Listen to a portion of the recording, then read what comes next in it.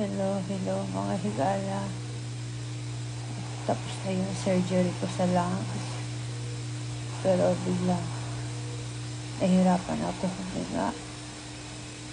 So, dinala ako sa ICU. Tapos ngayon, may tubig pala yun, may inflammation ng lungs ko. So, ginagawa na nila ng paraan. So, pag-steroids ang pinainom sa akin ng doktor para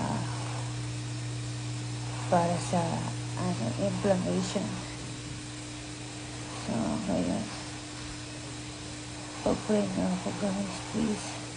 Pag-pray na ako na natatapos ito pagsubok na ito.